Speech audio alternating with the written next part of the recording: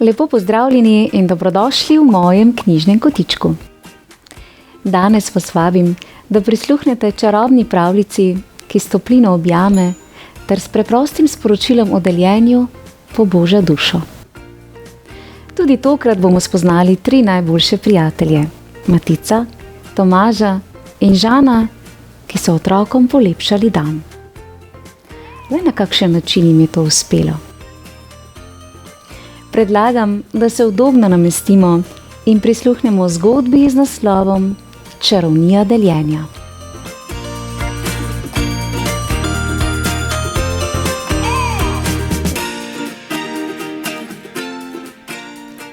V majhni, sončni vasici ob plaži, kjer je modro nebo skoraj vedno obsijalo vsak kotiček ozkih ulic in je šum valov prinašal občutek miru, so se nekega toplega popoldneva igrali 3 najboljši prijatelji, Matic, Tomaž in Žan.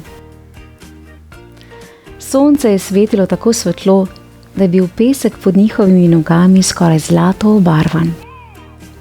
Veter pa je nežno pozibaval visoke palme ob plaži.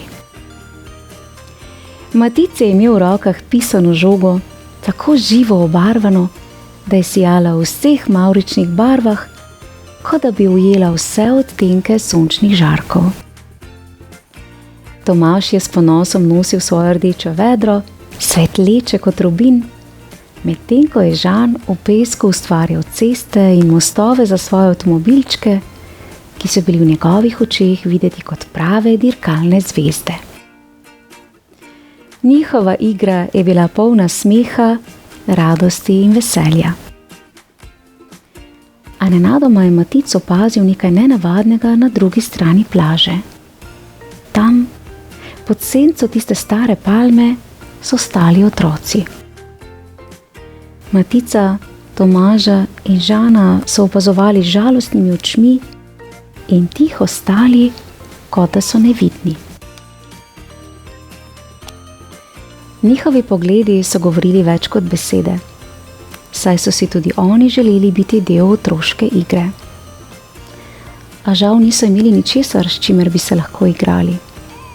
Nihče izmed njih namreč ni imel niti ene igrače. Njihovi pogledi pa so bili polni hrepenenja in tihe žalosti. Matic se je obrnil k prijateljema in rekel: Hej, ste opazila te otroke tam pod palmo? Nimajo igrač.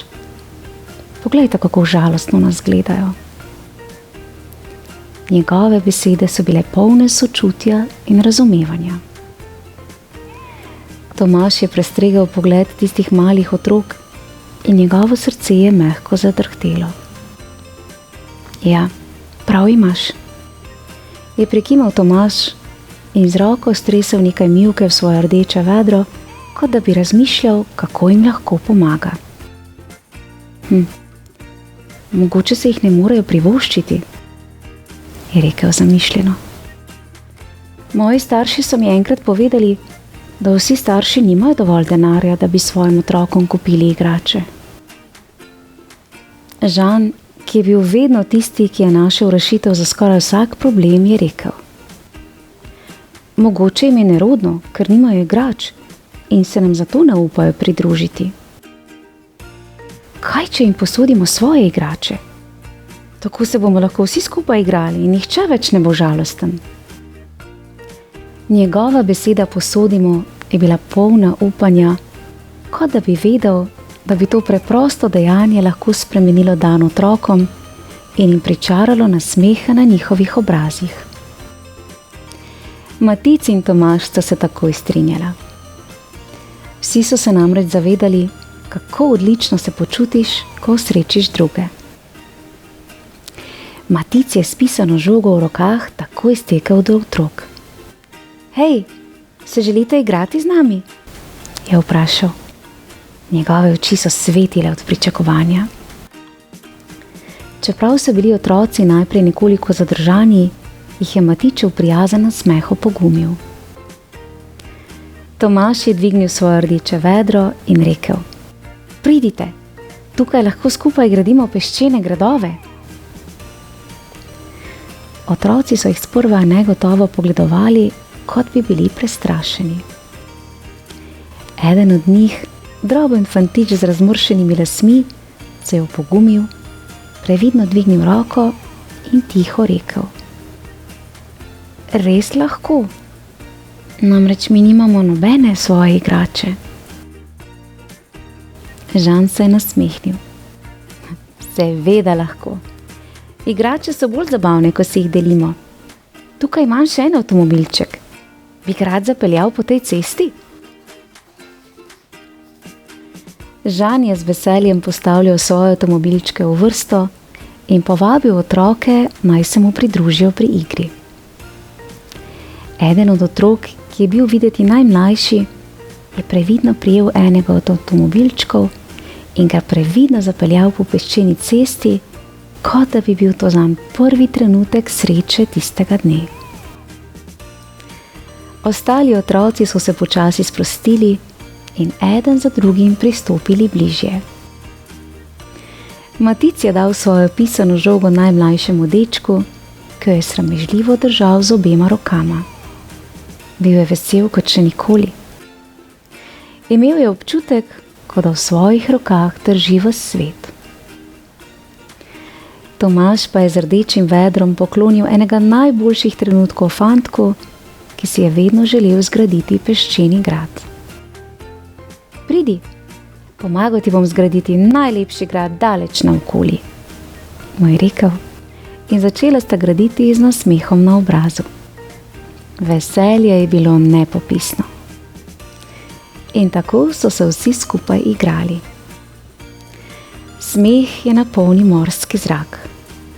Valovi so ob robu plaže nežno pljuskali, kot da bi hoteli zaplesati v ritmu sproščene otroške igre.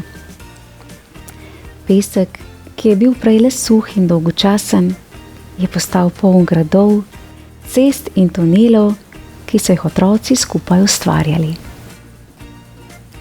Vsak trenutek je bil poln sreče. Vsak od otrok je občutil toplino v srcu, ko so skupaj ustvarjali nepozabne spomine. Igrače so krožile med vsemi otroki. Prav vsi so se smejali in igrali, kot da bi bili najboljši prijatelji. Čarovnija je bila v zraku. In bolj, ko so delili svoje igrače, bolj so se v njihovi notranjosti prebujali občutki sreče in prijateljstva. Plaža, ki je prej delovala tiha, je sijala v novih barvah. Celo sončni žarki so se zdeli še svetlejši, kot da bi narava občutila to čarovnijo deljenja. Matic je s pogledom spremljal prijatelje in spoznal nekaj pomembnega. Veš, je tiho rekel Tomažu, mislim, da je za te otroke težko, ker si ne morejo privoščiti igrač. Pa vseeno nočejo, da bi kdo to vedel.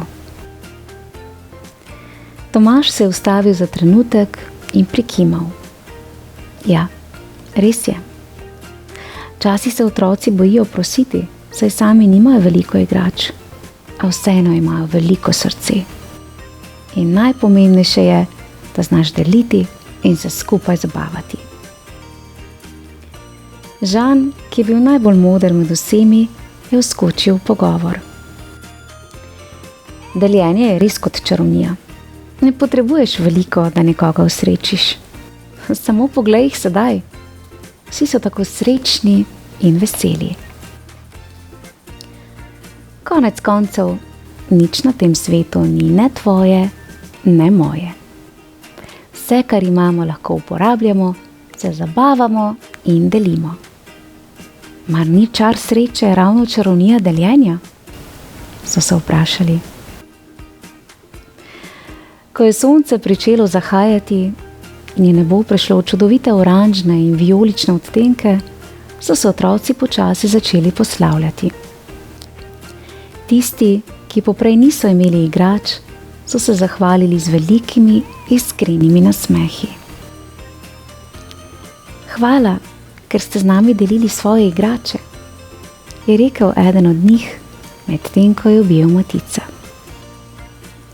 Nimamo svojih igrač, ampak z vašim srčnim deljenjem smo vsi preživeli najsrečnejši dan v našem življenju. Zelo smo se zabavali, so dodali, medtem ko so odhajali proti svojim domovom na drugi strani mesta. Ko so Matic, Tomaž in Žan hodili nazaj domov, so bili utrujeni, a v njihovih srcih je tlelo nekaj posebnega. Bili so ponosni, ne zato, ker so se igrali, več ker so osrečili druge. Veste kaj, je rekel Žan. Deljenje je res kot čarovnija. Ko nekomu daš nekaj, kar si želi ali potrebuje, dobiš v zameno veliko več. Prijatelje, srečo in zadovoljstvo. Matic je pokimal in rekel, ja, mislim, da je to res čarovnija. Čarovnija deljenja. Žan pa je dodal, naslednjič, ko bomo šli na plažo, bomo prinesli še več igrač, da jih bomo lahko delili. Več deljenja, več veselja. Od takrat naprej so se trije najboljši prijatelji vsakič, ko so odšli na plažo, odločili, da s seboj vzamejo še ostale igrače, s katerimi so se le redko igrali ali pa skoraj nikoli. Vedeli so, da ne potrebujejo veliko, da bi nekomu polepšali dan. Vsakič, ko so delili igrače, so spoznali novo čarovnijo. Čarovnijo prijateljstva, sreče in skupnega ustvarjanja nepozabnih spominov.